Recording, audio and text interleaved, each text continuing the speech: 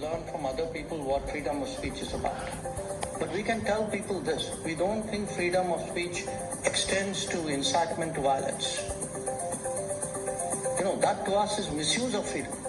अच्छा, डॉक्टर जयशंकर ने ऐसा कटाक्ष करा है तो बोला है फ्रीडम ऑफ स्पीच के ऊपर, अभिव्यक्ति की आज़ादी के ऊपर। उन्होंने ये बोला है कि अब देखो, हमें ना कनाडा से सीखने की जरूरत नहीं है, ना औरों से सीखने की जरूरत नहीं है, ना कनाडा या कोई और मुल्क हमें सिखाने की कोशिश करे कि फ्रीडम ऑफ स्पीच होती क्या है। हमने तो इनको बहुत ज्यादा नोटिस किया है, पाकिस्तान में इनकी बहुत तारीफ होती है। ये और बात है कि पाकिस्तान और भारत के टर्म्स अच्छे नहीं है या कुछ ना कुछ चलता रहता है, लेकिन पहली बार मैंने देखा कि डॉक्टर जयशंकर की तारीफ ना सिर्फ ये कि आम लोग कर रहे हैं, बल्कि जो हमारे लीडर्स या सो कॉल्ड लीडर्स कह लीजिए, पॉलिटिशियंस जो हैं, इमरान खान हो या दूसरे, वो तक करते हैं तारीफ। आपको इनमें क्या ऐसा चीज नजर आती है जो इन्होंने डिफरेंट की है बाकी लोगों से?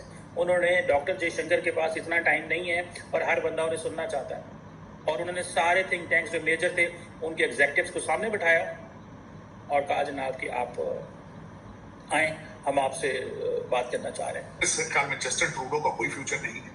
कई पोल हो चुके हैं कि अगर आज इलेक्शन हो तो जस्टिन ट्रूडो अपना इलेक्शन हार जाएंगे। इस वक्त कनाडा को जो कनाडा की गुडविल को और वहां पे जो सियासी बना दी जाती है, इस सिस्टम को इतना ज्यादा क्रिटिसाइज किया जा रहा है दुनिया में कि आप सोच नहीं सकते। We are the world's largest democracy, पहली चीज। दूसरी चीज, फ्रीडम ऑफ स्पीच का ये मतलब नहीं है कि कल आप दंगा फसाद भड़काएं, आप वायलेंस को प्रोत्साहित करें, वो फ्रीडम ऑफ स्पीच नहीं है। और कनाडा के हवाले से उन्होंने खामोशी इख्तियार कर ली। American didn't say a word. कहता जी निशान नहीं है, क्योंकि कंबल में लपेट के मारा, उसके निशान भी पड़ते हैं। तो जयशंकर जी का स्टाइल भी वैसे ही है।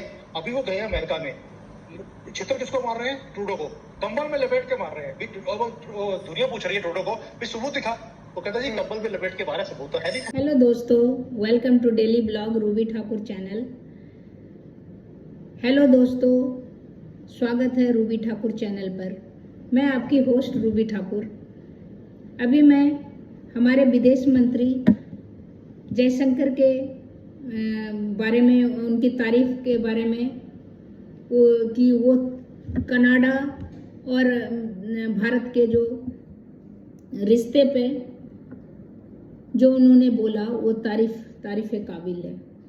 उन्होंने बोला फ्रीडम ऑफ स्पीच जो है, इसका मतलब नहीं है कि दूसरे जगह आपको आग लगाना है। आपको बोलने का भी, आप इस ओहदे पर हैं, ट्रूडो को बोले, कनाडियन प्राइम मिनिस्टर को, कि आप इस ओहदे पर हैं कि आपका हर बात है ना किसी के ज़िंदगी में फ़र्क पड़ता है। इसीलिए आपकी हर बात, हर बयान, हर आपकी फ्रीडम ऑफ स्पीच जो है वो दूसरे को नुकसान नहीं पहुंचाए, फ्रीडम ऑफ स्पीच उसको कहा जाता है। हमारा देश भारत, इंडिया सबसे बड़ा डेमोक्रेसी है। यहाँ पर सभी को फ्रीडम ऑफ स्पीच है, सभी को बोलने का अधिकार है, बट बोलना उतना है कि दूसरे को नुकसान नहीं पहुंचे। तो उन्होंने दो टूक जवाब दिया ट्रूडो को कि फ्रीडम ऑफ स्पीच मतलब है कि दूसरे जगह जो आग लगाना नहीं है। तो इसका कुछ अंश मैंने लगाया है वीडियो में, वो आप देखिए। इसके बाद आपका क्या रिएक्शन है वो आप मेरे को कमेंट बॉक्स में आप लिखिए। And that is not defence of freedom. तो पहली चीज तो ये कि भाई जो कनाडा है तो समझाने की, ये कनाडा की आदत है। कनाडा गलती करेगा, कनाडा कुछ भी करेगा, उसके बाद बोलेगा नहीं हम तो इतने फ्री हैं, हमारे यहाँ कोई भी फ्री है, फ्री। और भाई तुम्हारे यहाँ जो फ्रीडम है वो मेरे यहाँ खून खराबे का कारण नहीं बन सकता है। आप ये नहीं कह सकते कि कनाडा बहुत फ्री है इसलिए भारत में खून खराब हो रहा है। Sorry, that is not acceptable. ठीक है, अपना फ्रीडम अपनी जेब में रखो और हमें मत सिखाओ। हम दुनिया के सबसे लार्जेस्ट डेमोक्रेसी हैं यार, हमें मत सिखाओ फ्रीडम ऑफ स्पीच क्या होती है। ठीक है, मुझे ऐसा लगता है कि डॉक्टर एस जयशंकर ने दो टूक शब्दों में कनाडा को उसकी जगह बता दी और उसकी औकात नाप दी है। तो वो जो चीज है वो पॉलिटिशियन को नहीं आती, वो एक डिप्लोमेट को ही मालूम है कि मुझे ये काम कैसे करने हैं। So this is the difference कि नाउ अभी इतने सालों में वो पॉलिटिशियन भी रहे हैं और पूरी उम्र उन्होंने निकाल दी डिप्लोमेसी में। Now he can walk on both sides of the wall, not both sides of the table, कि उनको जब जहां पर उनको एक डिप्लोमेट बनना पड़ता है तो वो वाली लैंग्वेज यूज करते हैं, जहां पर पॉलिटिशियन की जरूरत पड़ती है he talks like a politician. ये बहुत ही डेडली कॉम्पिटिशन है और शायद दुनिया में मैंने ऐसा फॉरेन मिनिस्टर मैंने तो देखा नहीं है, और मुझे लगता है कि बाकी दुनिया भी इसके ऊपर बुक्स लिखने वाली है कि फॉरेन पॉलिसी को कैसे बनाया जाता है अपने नैरेटिव को कैसे आगे लेके जाया जाता है, ये जयशंकर जी के ऊपर दुनिया की दावे लिखेगी अब तो। बिल्कुल। खैर, मैं तो बहुत बार कह चुकी हूँ कि पाकिस्तान को चाहिए कि डॉक्टर जयशंकर को ले लें भारत से 2-1 साल के लिए, हमारे यहाँ सब कुछ सेटल हो जाए तो फिर हम वापस कर देंगे। और बिल्कुल आपने तो कनाडा कितने जगह ये है इंडिया की वर्थ। अब ये है इंडिया की वर्थ कि for the sake of saving their alliance, for sake of bringing China down, India is so important that the Americans can not utter a word in public about India, cannot utter a word। मैं समझता हूं कि ये Justin Trudeau जो है उनके लिए ये बहुत डिफिकल्ट मोमेंट है। जस्टिन ट्रूडो और उनके मुल्क और उनकी आर्मी ने अमेरिका के लिए कितनी जानें दी हैं, बट एंड इंडिया ने एक जान भी नहीं दी अमेरिका के लिए, एक भी नहीं दी। कई जगह दोनों ने मिलकर नहीं लड़े, बल्कि जहां अमेरिका कहता मैं मुश्किल में इंडिया हो तो साइड पे हो जाना, कहना नहीं ये लड़ाई से साड़ा कोई किरदार नहीं है, हम नहीं लड़ते लड़ते। एक लड़ाई नहीं लड़ी। And now India is ready कि जी वो चाइना के हवाले से, India is ready for the sake of China.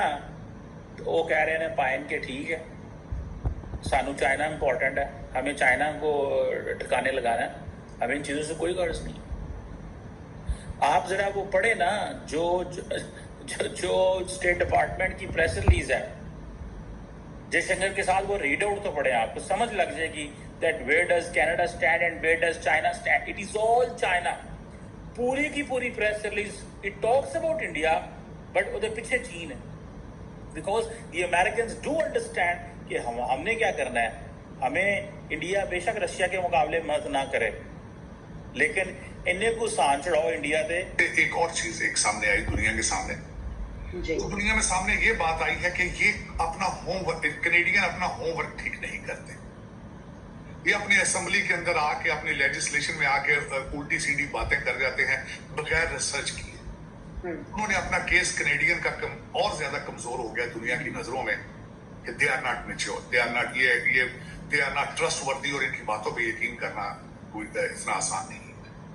अब उसके साथ अगर देखा जाए, इस वक्त आपने सवाल के आखिर में पूछा है कि इसका फ्यूचर क्या है। अब मेरे ख्याल में जस्टिन ट्रूडो का कोई फ्यूचर नहीं है। कई पोल हो चुके हैं कि अगर आज इलेक्शन हो तो जस्टिन ट्रूडो अपना इलेक्शन हार जाएंगे। इस वक्त कनाडा को जो कनाडा की गुडविल को और वहां पे जो सियासी बना दी जाती है, इस सिस्टम को इतना ज्यादा क्रिटिसाइज किया जा रहा है दुनिया में कि आप सोच नहीं सकते। आगे आपको नया लीडर ही जो आके डैमेज कंट्रोल कर सकेगा, नया वजीर आजम ही आके इसको डैमेज कंट्रोल करेगा, और उसके लिए सबसे पहले जरूरी होगा कि अपने कनाडा की साख को बेहतर करें। और खासकर आज यहाँ मैं ये भी बताना चाहूंगा, कल परसों श्रीलंका से भी आवाजें आई हैं। श्रीलंका के फॉरेन मिनिस्टर ने भी ये कहा है कि कनाडा जो है वो टेररिस्टों को पनाह देता है। उसकी मैं वजह बताना चाहता हूँ, उनको कनाडा के अंदर पॉलिटिकल असाइलम दिया जाता है। तो फिर जब इस तरह की आवाजें उठ रही हैं, भारत कहता है कि हमने 26 एक्स्ट्राडिशन 26 लोगों को भारत के हवाले करने के लिए हमने अप्लाई को कहा था, और एक भी इन्होंने उसको प्रोसेस नहीं किया। तो ये सारी चीजों का जवाब नया वजीर आजम ही देगा। मेरे ख्याल में जस्टिन ट्रूडो अब अपना सियासी कैरियर जो है वो खो चुके हैं, अपनी बेस खो चुके हैं मेरे ख्याल में। लेकिन अब कनाडा को फ्यूचर में काफी काम करना होगा अपना एतमाद दोबारा बहाल करने के लिए। और ये थी अपडेट उसकी।